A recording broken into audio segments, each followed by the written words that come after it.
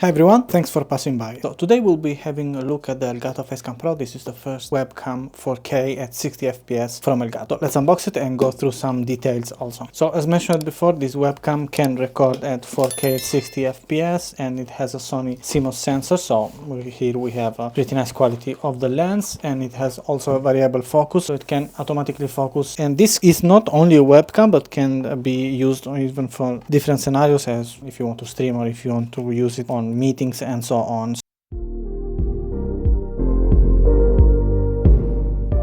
So here we have the quick start guide, and here some other information. And here we have the USB Type-C cable, which is long about 2.5 meters if I remember properly. So this is both side USB Type-C, and you have to use this cable, otherwise the webcam might not work properly. And here we have the webcam itself, and let's have a quick look at the design and materials. So here we have the mounting port, so you can mount it on different supports, as for example the Elgato arm. And here we have the button for resetting everything. This is the ventilation grid, and here we have the USB Type-C port, as I was mentioning earlier, other ventilations grid, and here is the lens itself. Here we have the support also for mounting the webcam on your desk or on your monitor if you want to. So let's connect the Facecam Pro to the computer and check some settings and also how is the quality of the images. Right, here we have the camera hub from Elgato. There is nothing special that you can do, just connect the camera and then the software will open. You're going to see all these submenus here. What you can do, you can go here on settings and you can flag automatically check for updates or check updates and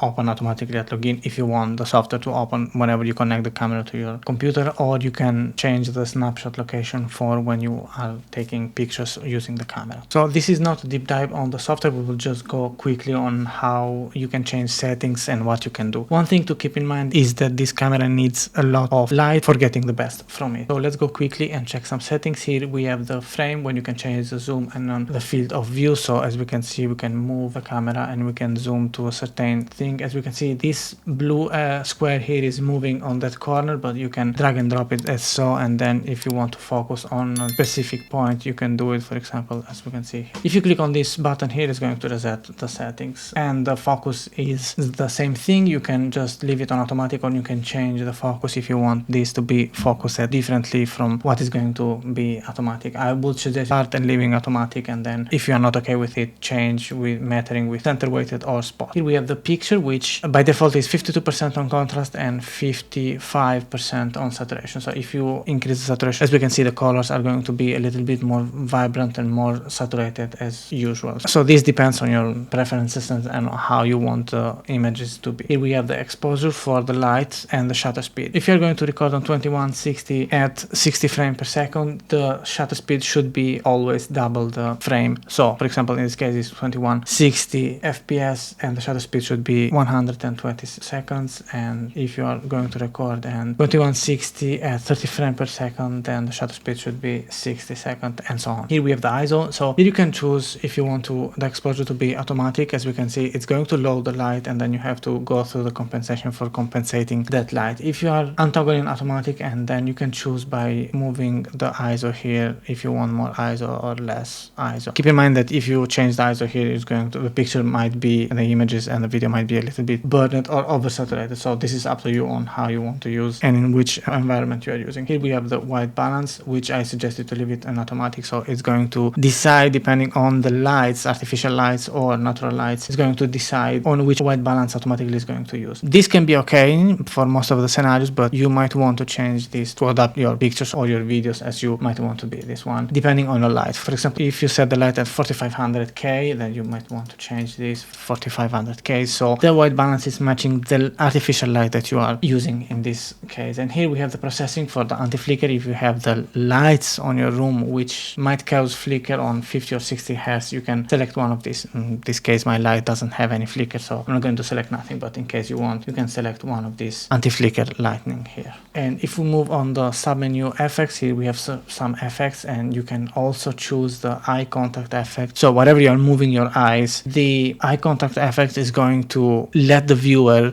know that you are always looking at them. This is a technology in collaboration with NVIDIA. As you can see here, we have also NVIDIA Broadcast. So this is a toolkit that you have to download and install from the NVIDIA website. These settings are not advanced settings. That will be a dedicated video for those advanced settings. So stay tuned for that and subscribe to the channel so you guys can check out also that video too. The Elgato Facecam Pro is a great web or streaming camera. It has a lot of features and can be used, not always, also to replace a mid-level DSLR camera. It is easy to transport if you want to use it in different places as home or office. It is priced at $300, which depending on how you use can be a lot. If you want to use it as a simple camera for calls on Zoom, Teams and so on, then you shouldn't buy the Elgato Facecam Pro. The Elgato Facecam 1080p, the non-pro version, can do the job perfectly. But if you are a content creator who uses the camera all day long in different scenarios, streaming, video calls and video recording, then you might want to use the Elgato Facecam Pro. The only thing I would highly recommend is to use the Elgato Facecam Pro in a well-lighted room. Otherwise, the ISO compensation will cause a lot of picture degradation. If you found this video helpful and informative, please hit the subscribe button, like and share. Drop a comment and let me know your thoughts about the Elgato Facecam Pro. Thanks for watching.